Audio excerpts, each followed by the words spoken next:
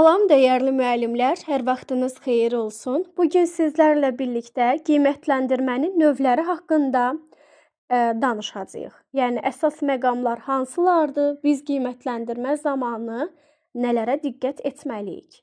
Qiymətləndirmənin 4 növü var. Milli, beynəlxalq, yekun və məktəb daxili. Milli qiymətləndirmə nədir?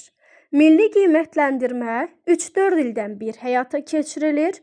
Ölkəmizin təhsil vəziyyətini müəyyən etmək məqsədi ilə aparılır. Nə zaman həyata keçirilir? 3-4 ildən bir.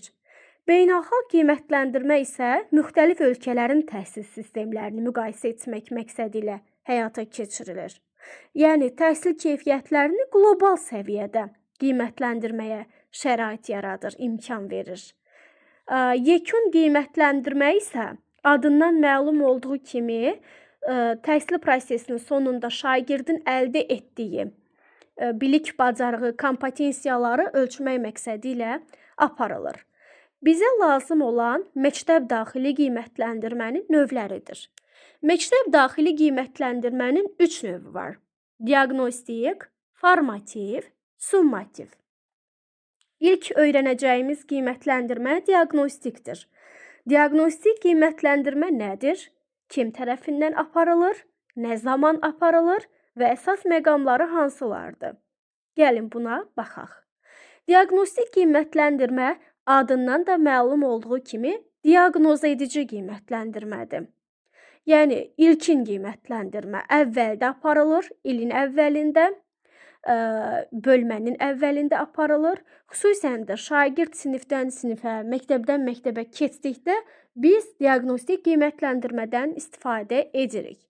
Diaqnostik qiymətləndirmə kim tərəfindən aparılır? Əlbəttə, müəllim tərəfindən, fənni tədris edən müəllim tərəfindən aparılır. Rəsmidirmi, yoxsa qeyri-rəsmi? Əlbəttə, qeyri-rəsmidir. Bunun nəticəsi nə jurnalda, nə də məktəbli kitabçasında, yəni gündəlikdə qeyd olunmur. Diaqnostik qiymətləndirmənin nəticəsi şagird portfolyosunda qeyd olunur. Yəni, şagirdə məxsus qovluqda qeyd olunub saxlanılır. Xüsusən bunu unutmayaq ki, testlərdə daha çox rastlaşırıq. Diaqnostik qiymətləndirmə planlaşmanı və differensiallığı təmin edir. Differensiallıq nədir? Differensiallıq sinifdə olan fərdiliyi və fərqliliyi nəzərə alan yanaşmadır. Diaqnostik qiymətləndirmə haqqında bu qədər. Yəni, diaqnostik qiymətləndirmə ilin əvvəlində, bölmənin əvvəlində aparılır.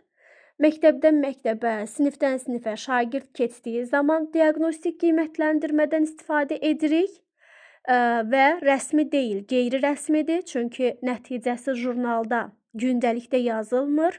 Harada yazılır? Şagird portfolyosunda qeyd olunur. İndi isə keçək formativ qiymətləndirmə. Formativ qiymətləndirmə hədəfə aparan qiymətləndirmədir. Yəni, dərs boyu, gündəlik dərs boyu aparılır. Dedik ki, hədəfə aparan qiymətləndirmədir. Yəni, şagirdi olduğu yerdən olması lazım olan yerə aparır. Şagirdi günü-gündən inkişaf elətdirən qiymətləndirmə formativ qiymətləndirmədir. Təlim nəticəsinə çatdırır. Yəni, dərsin məqsədinə çatdıran qiymətləndirmə formativ qiymətləndirmədir. Bu qiymətləndirmənin məqsədi şagirdi inkişaf etdirib hədəfə aparmaqdır. Günü-gündən inkişaf elətdirir, olduğu yerdən olması lazım olan yerə aparır və əlbəttə formativ rəsmidir yoxsa qeyri-rəsmi? Qeyri-rəsmi qiymətləndirmədir. Onun nəticəsi jurnalda yox, məktəbli kitabçasında qeyd olunur. Portfolyoda qeyd olunur, məktəbli kitabçasında qeyd olunur. Bir də müəllimin şəxsi qeyd dəftərində də qeyd olunur. Amma harda qeyd olunmur? Jurnalda. Çünki qeyri-rəsmi qiymətləndirmədir.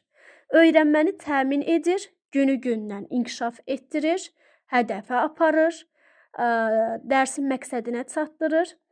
Deməli, bu formativ qiymətləndirmə kim tərəfindən aparılır? Müəllim tərəfindən aparılır.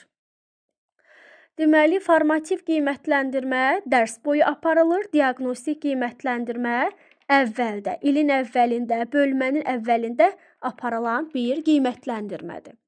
İndi isə keçək formativ qiymətləndirmənin 5 dənə əsas komponentinə. Formativ qiymətləndirmənin 5 əsas komponenti var. Bunlardan birincisi təlim nəticəsində uyğunluq. Yəni dərsin məqsədinə qiymətləndirməmiz uyğun olmalıdır. İkincisi formativ qiymətləndirmənin meyarları olmalıdır. Yəni qiymətləndirmənin meyarlarının olması. Üçüncü konstruktiv rəy verməliyik. Konstruktiv rəy olmalıdır. Dördüncü özünü və yoldaş qiymətləndirmə. Beşinci isə nədir? Effektiv sual-cavab. Yəni müzakirə olmalıdır dərsdə. Əsas komponentlərindən biri də dərsdə sual-cavab və müzakirənin olmasıdır. Elə isə keçək üçüncü summativ qiymətləndirmə. Summativ qiymətləndirmə iki yerə ayrılır. BSG və KSG. Böyük summativ qiymətləndirmə, kiçik summativ qiymətləndirmə. BSG yarım ilin sonunda həyata keçirilir. KSG isə bölmənin və bəhsin sonunda aparılır. İldə 2 dəfə aparılır. Birinci yarım ilin, ikinci yarım ilin sonunda BSG, yəni böyük summativ qiymətləndirmə. Amma kiçik summativ qiymətləndirmə 3 dəfədən az olmamaqla, 6 dəfədən çox olmamaqla aparılır. Yəni 3-6 dəfə KSG aparılır. KSG və BSG deməli hər ikisi jurnalda qeyd olunur. Müəllimin qeyd dəftərində qeyd olunur, portfoliodə və gündəlikdə qeyd olunur. Sadəcə bir nüans var ki, KSG müəllim tərəfindən aparılır, BSG isə məktəb rəhbərliyi tərəfindən aparılır. Ümumiyyətlə, deməli, summativ qiymətləndirmə sonda aparılan qiymətləndirmədir.